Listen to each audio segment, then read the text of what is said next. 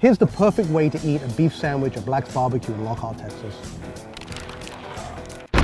Order the short rib instead. This short rib is compelling enough for me to come here, but the fact is that when you come to Black's, you get a spirit in here and you get an atmosphere that is unlike any other place on earth. It's in Lockhart, Texas, which is widely credited as being the barbecue capital of the state. There's 4 very well-known barbecue restaurants, but I'm going to visit the oldest, which is Black's, established in 1932, still family owned. It really is like a touch of the Old West in the 21st century.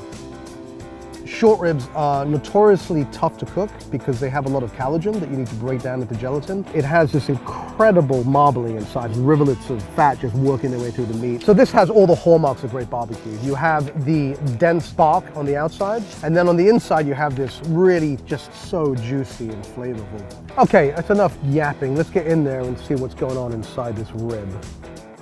It just pulls right apart. Look at those beautiful tender ribbons of flesh.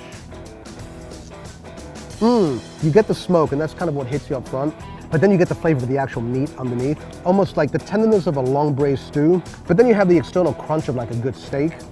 So it's really like all the great things that you can do with meat kind of combined into one dish.